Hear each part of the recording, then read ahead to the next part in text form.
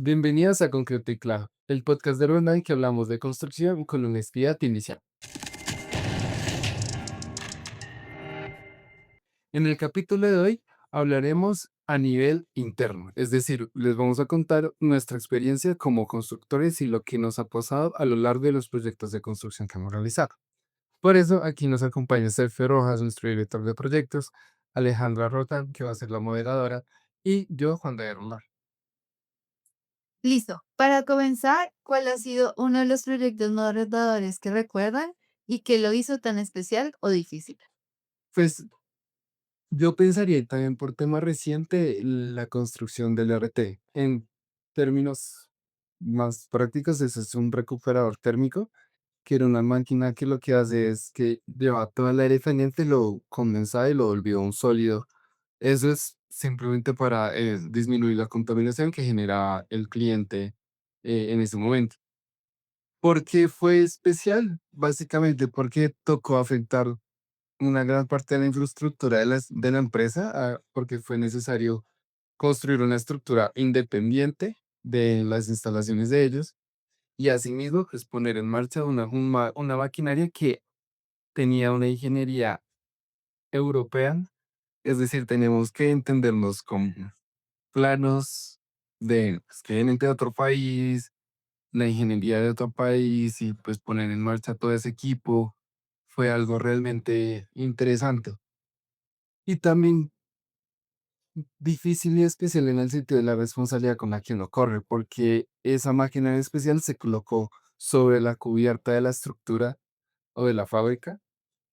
Entonces el riesgo en caso que hubiera algún problema era bastante alto, porque donde algo saliera mal, uno no dañaba una parte pequeña de la empresa, sino que puede dañar mucho, o sea, sus oficinas, su maquinaria, eso va a afectar su producción.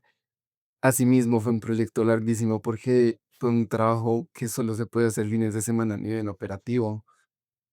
Y pues, ya también el tiempo corriendo y cuando no que se cortó, pues ahí sí comenzaron a meter horas nocturnas, dominicales.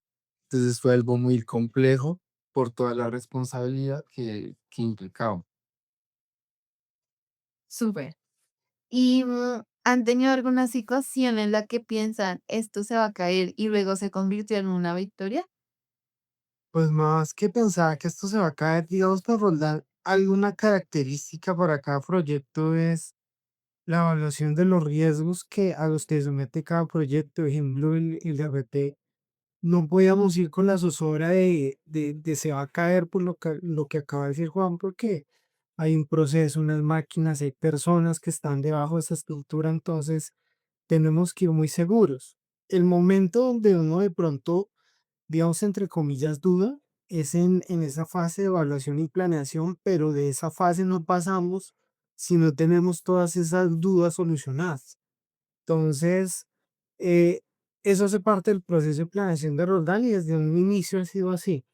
Ser meticulosos con el tema de la evaluación del riesgo, de la mitigación, para sacar proyectos concretos y efectivos, eficientes en toda su magnitud. Digamos, complementando también eso, me recuerda cuando nosotros tuvimos que adecuar los espacios para que van a instalar una nueva fábrica, una nueva máquina en la fábrica. Básicamente nos tocó tumbar toda la placa de segundo nivel y llegaba un momento que no llegaba a la columna principal. Ahí nos tocó hacer un pórtico metálico que iba a soportar la placa maciza cuando tumbáramos esa columna. Recuerdo mucho que cuando lo tumbamos, de las primeras cosas que uno tiene que hacer es ir a tomar los asentamientos pues, de la placa y ahí arriba hay en una zona de oficinas que justamente está activa o estaba activa en ese momento más bien.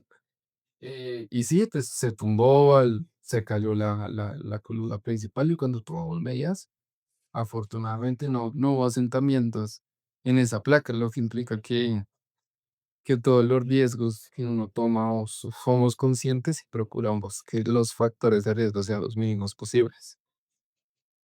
Súper. Y me imagino que en cada uno de los proyectos es muy importante conocer al cliente. Por eso, ¿ustedes consideran o cómo ven la importancia de escuchar al cliente?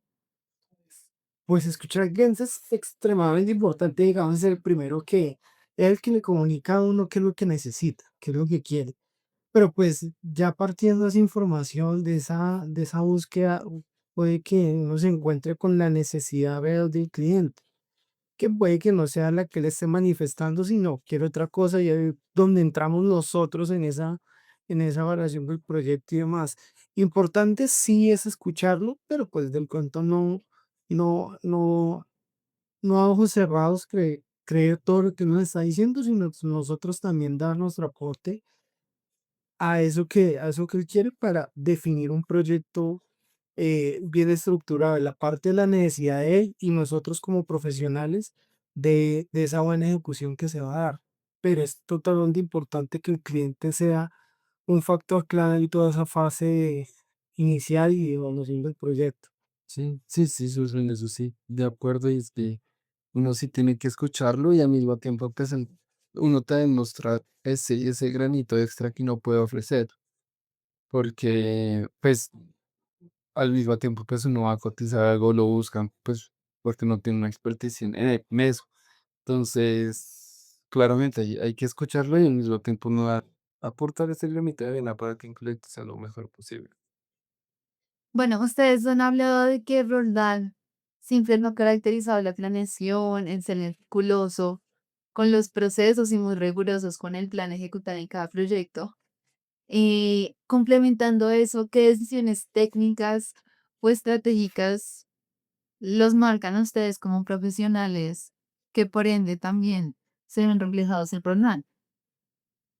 Pues en ese sentido, a mí yo marco el tema más que todo, que lo traigo desde la universidad, es el tema de Lean Construction, que es cómo hacer que los proyectos sean lo más optimizados posibles. Y eso es digamos, un fuerte en la planeación desde el inicio, desde antes de empezar. Porque pues yo soy fiel creyente desde que si uno planea bien las cosas, no implica que no vayan a haber imprevistos. Sin embargo, los imprevistos se pueden manejar de una manera distinta o uno puede reducir la probabilidad de que los imprevistos aparezcan.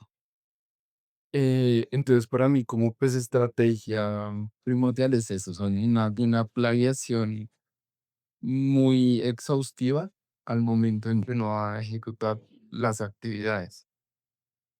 Si bien uno es muy organizado, meticuloso y planea, uno no garantiza que no vayan a haber imprevistos. Y esos imprevistos, pues a uno generalmente le generan frustración. ¿Ustedes cómo manejan esa frustración, pues incertidumbre como líderes?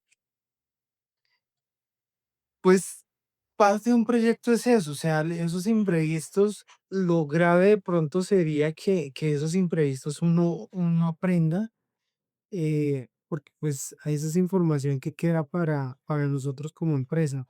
De pronto en ese caso, el manejar la frustración cuando se comete un error, cuando se presenta un error, es más el hecho de asumirlo, lo que pasó, revisar por qué pasó y evaluar la corrección. Ya posterior está es el hecho de definir de manera clara que eso no puede volver a pasar de esa misma manera. Es decir, tener ese listado de lecciones aprendidas que nos va dejando cada proyecto y eso mismo aplicarlo para el siguiente proyecto. Esa es como la información, una parte de los insumos que nosotros tenemos. Y más en este tema de construcción, de proyectos de ingeniería, pasa eso. A veces nosotros hacemos proyectos donde estamos en ceros de información. El cliente nos dice, necesito que desarrolle esta idea que tengo y ya. Y partimos de un no sé cómo hacerlo. Ustedes lo estoy contratando para que ustedes miren cómo lo van a hacer. Y ahí se presentan muchos esos temas. A veces hay cosas que tumban el proyecto totalmente o la visión inicial del proyecto y tenemos que replantear todo. Eso genera un poco de frustración complicada porque es volver a replantear las cosas, pero hace parte de la esencia de Roldán, creo yo, desde que nació, que es, no hay proyectos imposibles, sino de pronto complicados, pero que pueden salir adelante. Súper. En este mundo de la construcción, en el sector de la construcción. Ya hemos hablado como de cómo manejar la frustración y demás, pero ¿hay alguna historia que les recuerde el por qué trabajar en este sector? ¿Algún momento que les haga reafirmar el escogí la carrera correcta, escogí el sector correcto? Pues eso ya es gusto personal mío, que es la obra. No sé si ahí me gusta, desde pequeño me gustaba ver cómo se construían los edificios, la estructura, ver planos, me gusta. Entonces, en mi caso personal es cuando uno va a la obra, está viendo cómo demolen cosas o cómo se están construyendo columnas, mirando los planos, ver cómo todo comienza a coger forma. En esos momentos es cuando yo digo, sí, escogí la carrera que era y estoy en el sector económico que quiero trabajar. Igual, pienso igual porque pues yo soy ingeniero industrial. A mí el tema de escuchar máquinas funcionar es como lo que dice Juan David en la construcción. Eso me gusta, me apasiona. El tema de un proceso, de poder organizarlo, que las cosas se den, que funcionen. Eso a mí me llena como profesional. Entonces, es de gusto y pienso que igual eso va a afectar sí o sí el trabajo que uno está haciendo, o sea, la ejecución del trabajo, de un trabajo no hecho con amor, con pasión, eso lo refleja el resultado, pienso yo. Y teniendo eso en cuenta que ustedes encontraron como esa afinidad tan grande con lo que hacen, ¿y qué consejo le darían a aquellas personas que están empezando en este mundo? Pues el que yo haría primero es perseverancia y ese tema de la frustración que hablamos antes, Sí. porque problemas se van a presentar con el personal, con el maestro, con el proveedor que no llegó el material a tiempo, que el cliente me está amenazando que me va a activar las pólizas y que tenemos que entregar esto ya. Eso va a pasar. Entonces es saber manejar esa frustración y no dejarse, ¿cómo se dice? Dejarse superar Sí.